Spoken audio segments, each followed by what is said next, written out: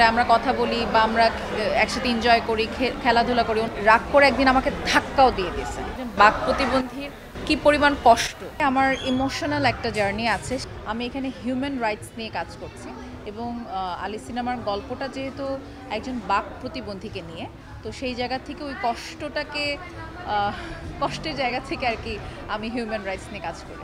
আমি কখনো আগে হিউম্যান রাইটস নিয়ে কাজ করিনি, তবে আমি অটিস্টিক ফাউন্ডেশনে বেশ কিছুদিন কাজ করেছি, প্রায় 1 বছর মতো। সো সেই জায়গা থেকে আমার ইমোশনাল একটা জার্নি আছে সেই জায়গায়।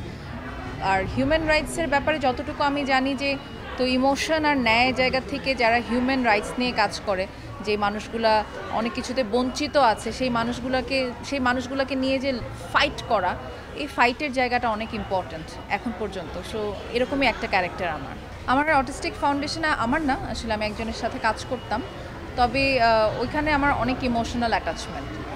একটা প্রত্যেকটা বাচ্চা, হ্যাঁ, প্রত্যেকটা বাচ্চা যেরকম ওখানে 79টা বাচ্চা ছিল, অলমোস্ট 70 না 80 বাচ্চা ছিল।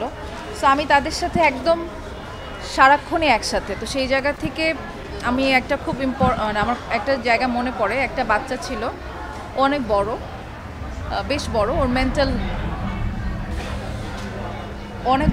মেন্টাল হেলথটা প্রপারলি বড়, মানে এখনও বড়দের মতো হয়নি, ও এখনও ছোটদের মতো। তো ও আবার আমাকে খুব পছন্দ করতো, আমার সাথে আমি যখনই অফিসে যেতাম না কেন আমার সাথে থাকতো, গল্প করতো, বসতো, অনেক ধরনের ভিডিও দেখাতো। কিন্তু ওর মধ্যে একটা মাঝে মাঝে জেদ কাজ করতো।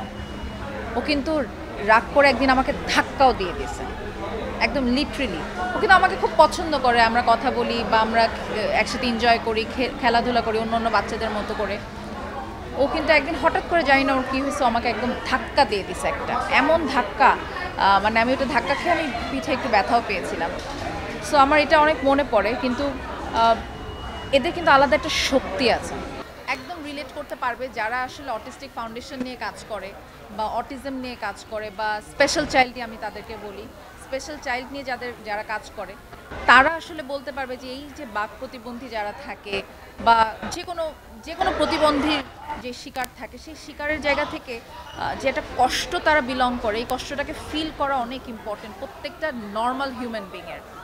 আমরা যারা নর্মাল মানুষ, তাদের ওই রকম একটা জায়গায় যে বোঝা উচিত যে আমরা কতটা প্রিভিলেজ, বাই গড আমরা কতটা প্রিভিলেজ, আর তারা কতভাবে বঞ্চিত।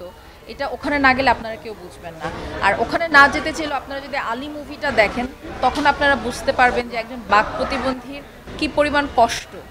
আর সে যখন কষ্টটা সহ্য করতে না পারে, তার যে একটা চিৎকার, তার যে একটা লাউডনেস, তার যে একটা শক্তি, প্রাকৃতিক শক্তি বলা হয় এটাকে, সেই প্রাকৃতিক শক্তিটা আপনারা তখন দেখতে পারবেন।